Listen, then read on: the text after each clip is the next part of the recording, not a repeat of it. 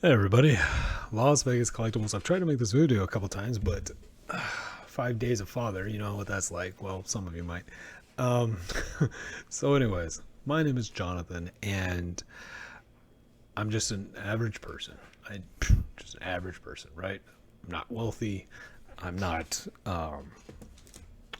socially famous or anything, and just a guy, right?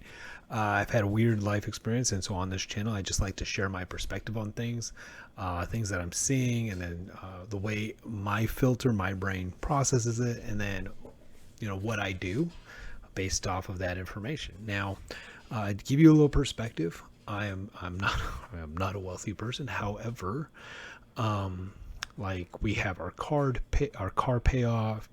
We don't have I have like $1,000 in credit card debt every month that I pay off every month. I use a Costco card, so that way I get like $20 a month by the end of the year, sometimes more, sometimes less. And that's the only debt that we have. I do pay for a mortgage. um, Got probably about 20 more years of that, at least. I try to pay more than my minimum payment every month. It's a 30-year loan, but I'm trying to pay it off in anywhere between 15 and 20. 15 would be a dream. Um, so that's who I am, right? I'm a pretty average dude. I've lost 3 jobs in the past like 2 years. I've gone through a lot of unemployment issues. Still haven't gotten my unemployment for many.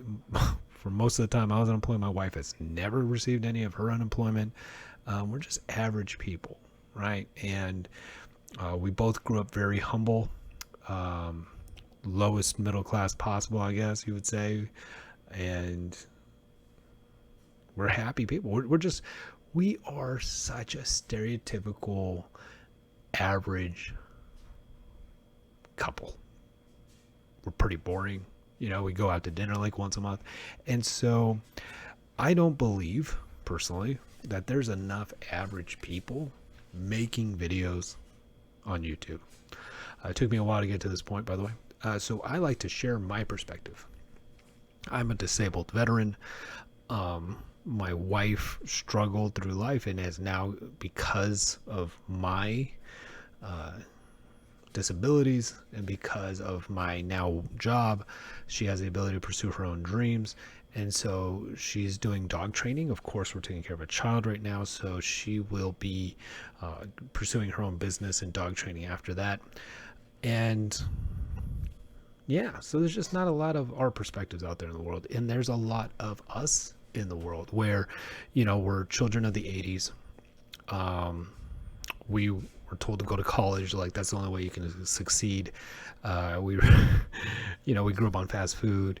The baby boomer generation, they just I believe it was part of their culture, the chemicalization of America. Hairspray, food preservatives, fast food, frozen meals, high fructose corn syrup. So they were sold that life is better through chemistry, through chemicals. I believe that was actually the ad. Life is better through chemicals or something like that. And and we're the generation that's like, you guys are all jacked up. You have all kinds of diseases. America's extremely obese. And like, we're the generation from the 80s and the 90s kids that are like, no, we need to do like Apple Watches, Fitbits, Sprouts, Whole Foods, like Trader Joe's. We're trying to get like, organic, things. We're trying to, I think there's a lot of extremism in that sector, right? Where we have to go. I'm not a big believer in the green energy, right? I'm a big believer in it long term, just not short term. Um, that's just who I am. I think every house should have solar panels, though. But I'm not a solar panel expert. I don't even know how they're manufactured, where they're manufactured.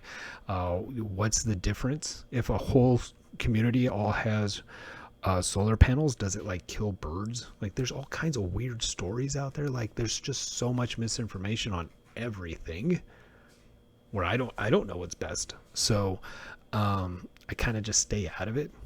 However, we are this generation, right? Of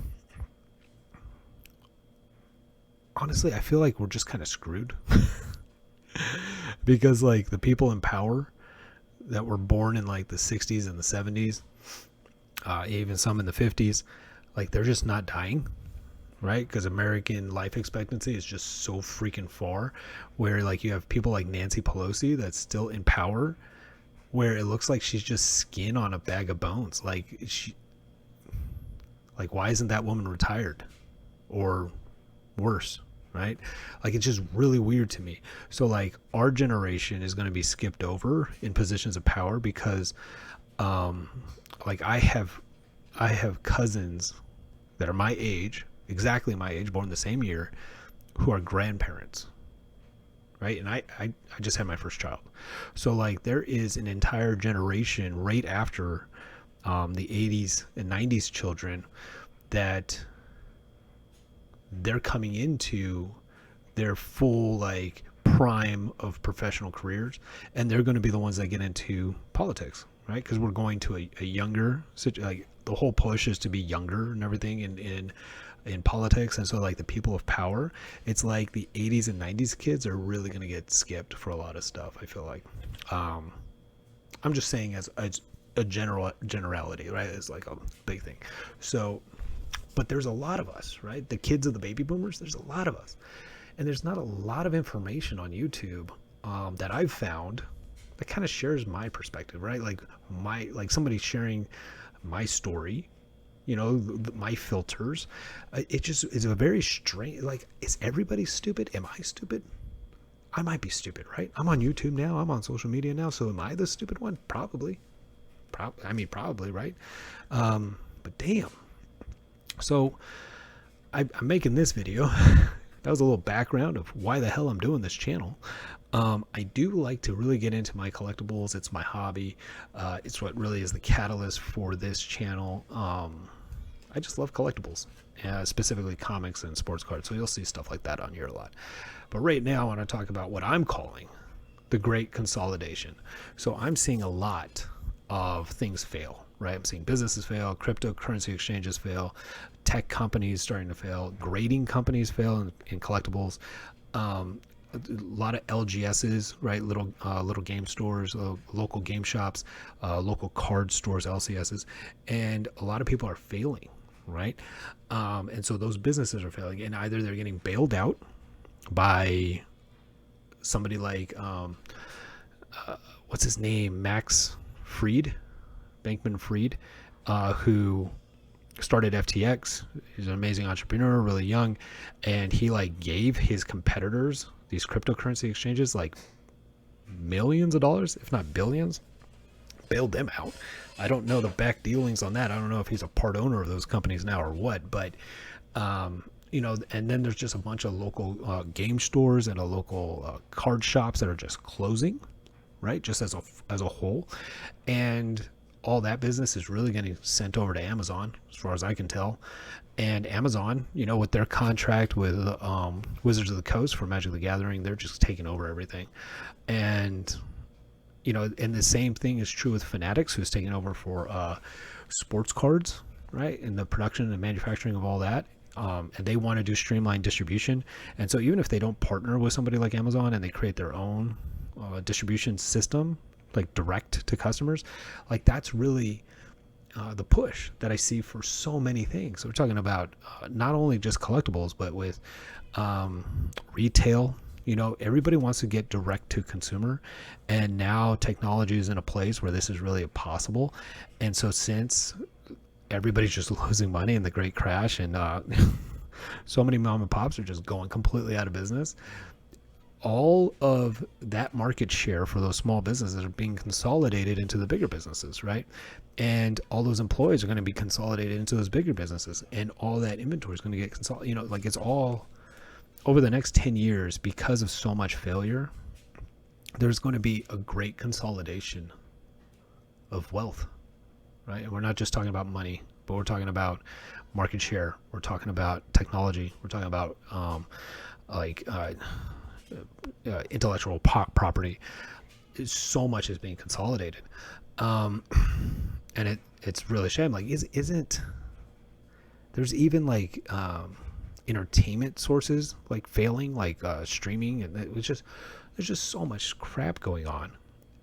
And because the economy is in such a horrible position, and looks like it would be for a while, it's just everything's going to get consolidated, right? So the wealthier will become wealthier, the poor will become poorer, and again, the power and the money and the wealth will be funneled to a select few. Like, that's just what's going to happen. And me, like so many others out there, like you, most like why the hell are you watching my channel, right? You're probably one of the ones that are like me. We'll try to, as that wealth is passing us by and moving on to us, we're going to try to like reach out and grab some and be like, hey, give me some of that, and we're going to try our best. But realistically, like, it's going to go beyond us, right? And so all of that stuff is getting consolidated up. And I kind of like the idea, the visualization of, if you think about COVID and what that did with telework, so many companies didn't want employees in the place. They didn't want a physical presence. They didn't want to, be spreading COVID or whatever. And they would send all their employees home or allow them telework from wherever they want. And so, like, a lot of California employers were paying people to work from home, and they decided to move to Vegas. They decided to move to Reno, Idaho, Montana, Scottsdale. So you had California employers paying California wages, and the people were living in places like Boise, Idaho. And so, of course, that was great for them, for that time period. But now, so like, if you kind of picture it, it was like everybody was like tightly captive in like major cities like Seattle, San Francisco, I'm talking about the West Coast. I'm on the West Coast. I'm not going to pretend to know anything about the East Coast because I don't know what's going on over there. I could watch stuff, but it doesn't mean anything. So there's like all of this wealth and jobs in certain cities, and then teleworking, because of COVID, just allowed, like, it just released the fist, and like everybody just kind of spread out, right? It's like all that wealth just kind of like spread out, and most of it didn't go like to the East Coast. It just went to like neighboring cheaper areas. So it just kind of spread out. And now, because everything's failing and employers don't like losing money, and so they see their biggest expense, which is labor. They see their biggest expense not even where the product is made, services provided, manufacturing created. So they're just sucking them all back in, right? So like Tesla said, no more teleworking, basically. And so like all these big companies are just sucking people back in. So like they all spread out, and now they're sucking them back in. Right? And it's consolidating that wealth again into these key points, and where those people get sucked out of, like Boise, like Reno, they're going to get hit hard. I think Vegas is going to get hit, not as hard, but it will get hit, of course. Yeah. So it's just the great consolidation of wealth and power right now, and it's going to go on for 20 years. And who's to say all of this wasn't planned? Like, this has created, like, Bill Gates is, like, from my understanding, based off of the information provided on the internet, which I don't have credible sources to provide you right here, but you could just Google it. He is like the largest farmer in the world. It could be in the world, but definitely in America. Like, he owns the most farmland in America. The Bill and Melinda Gates Foundation, or whatever, was originally called like population control. Bill and Melinda Gates Foundation for Population Control, or something like that. Like, who's to say all this wasn't planned, right? Rich people making decisions that in 10 years gets them even more rich and more powerful. Like, makes sense to me. But just an average Joe here, right? So who knows? Maybe this was even all planned to even just consolidate even more, because they let people think that they're going to do stuff. They all take out PPP loans and cheap debt and got this free money and started opening up businesses and thinking they were going to do something with their lives, and then they're like, nope, and just sucked it all back, right? And now those people are even in more debt. filing bankruptcies, having to go through that process, and the rich just got richer. So I'm calling the next 10 years the Great Consolidation period. Side note, this is just me saying it, so I'm like literally just like all the other financial talk heads that think they know stuff, just like I think this is my perspective and this is what I'm saying, and so this is what I believe is going to happen, which by the way means I'm going to be putting my money into only the large companies. Any company that I think can be eventually bought out by a bigger one, I think will over the next 10 years. And so like I'm going to put money into eBay. I'm going to put money into Amazon. I'm going to put money into now this one, I don't know, but I'm putting money into Microsoft. I'm thinking about putting money into Meta. I already have some in there. It'll be dollar cost averaging, and I don't know. I just feel like that price is going to jump before it falls. At some point, it's going to be worth like a bunch, and then maybe it'll get absorbed by something. Meta to me is weird. Anyways, like I'm only going to play with the big boys, right, in the stock market, and then once the S&P 500 drops below 3,500, I'm just going to put my money into the S&P 500. I mean, yeah, it could drop all the way down to 1,000. I don't care. After 3,500, I'm just going to put my weekly budget that I put into the stocks. I'm going to put it into the S&P 500. And by the way, what I'm doing with crypto is I'm dollar cost averaging all of my crypto, all the little ones, right? All the ones that I was just like having fun with. I'm going to dollar cost average those, and then when and if that's those are two drastically different things, when and if. But if they ever break even, I'm going to transfer it to Cardano, ADA. So Cardano to me, like the way I'm doing things, will be my crypto S&P 500, right? Like so eventually I'm going to consolidate all of my stuff to two things: Cardano and S&P 500. I will be buying individual stocks and individual crypto with the purpose of dollar cost averaging until the S&P 500 hits 3,500. I will continue to dollar cost average in crypto until everything is either broken even or I'm making money in those cryptos before I transfer it to Cardano. With the stocks, I'm not going to sell any of them, right? I'm not going to consolidate that stuff into just S&P 500. With that stuff, it's like I said, I'm going to dollar cost average until the S&P 500 and then only put money in the S&P 500. So what I just did there, right, giving you my quick 2 cents about what I'm going to be doing is like I'm just like everybody else on TikTok or YouTube or whatever you're watching that's giving out this like financial advice. And I'm just a dude, right? Just an average freaking Joe. Based off of what I'm saying, that's what I'm going to do. And so I am fully aware, and this is my perception of things, but I'm fully aware that everybody like myself just talking about stuff, talking about where they think the like S&P 500 is going to go, which I think it's going to go to. Honestly, I think it can fall as below 3,000. I think it could fall below 3,000, but from day one, I'm calling 3,500, and then. So below 3,500, I'm going to put my money in. So all these other financial people, you got like Meet Kevin. You got Joseph Carlson's a little bit different. I love what he does. Shout out to him. Just amazing stuff. Love that stuff.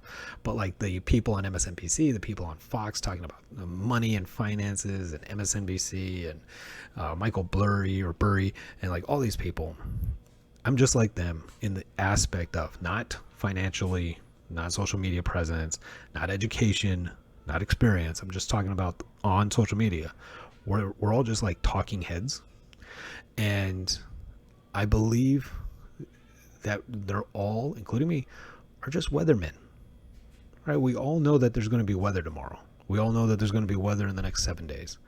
Whether it's, it supports human life in 30, 50, 100 years, who knows? But we all know that there's going to be weather, right? And so we put together our 7-day forecast and we say, hey, don't forget to take an umbrella on Thursday. There's a 20% chance of clouds. all these financial people are just weathermen, right? Like I'm just being a weatherman. Hey, you know, it's stormy outside and the stocks are going to take a hit, and so plan on the stocks dropping to 3,500 on Thursday, so don't forget to take an umbrella. Like, we're all just weathermen. They all know that there's going to be stocks in 7 days, and they're just giving you their forecast, and just, you know, and they're just trying to read weather patterns. And if your weather person's anything like mine, it's going to be wrong most of the time. Actually, nowadays it's pretty accurate because I live in Vegas, so it's just hot. But like when I was living in upstate New York, when I was in Huntsville, Alabama, when I was in Oklahoma, Texas, like Puerto Rico, yeah, that's just gambling. Those weathermen don't know what the hell's going to happen. You know, so they'll put a 7-day forecast out, 7 days. Oh yeah, S&P 500 will be at 1,000,000 points. And then, you know, 7 days later comes around and it's at 2. You know, like, they're all just weathermen. So keep that in mind. Keep that perspective. They're all just weathermen telling you what their guess is on how hot or cold the stock market's going to be in the next 7 days. Doesn't mean anything, right? You still got to do your own analysis and come to your own conclusions. Utilize the information they're providing and put it through your filters, just like I do, and come up with your own conclusions and make decisions based off of it. But we're all just weathermen, right? And treat it as such. If you live in a place where there's crazy weather and the weatherman says, hey, don't pack a jacket, don't worry about anything, it's going to be bright and sunny, and then you walk outside and you get rained on, it's kind of your fault, right? Anyways, that's my 2 cents. That's my perspective. And that's what I'm doing with money as far as that goes. So I wish everybody the best. Also, if you put money into stocks or crypto, I really hope that you're sticking to a budget. And whatever money you put into stuff like that, like, you should never need, right? Like, you should have it in there because you believe that in, you know, 40 years, 50 years, whenever you're retiring, it'll be worth more than if you just kept that money and put it in your shoebox underneath your bed or wherever you keep your shoe boxes, right? Like, you're putting that money in there to leave it in there. Please don't take it out. There's nothing worse than realizing unrealized losses. I mean, that's just a gut punch. Other than that, take care, everybody. Wish you nothing but the best.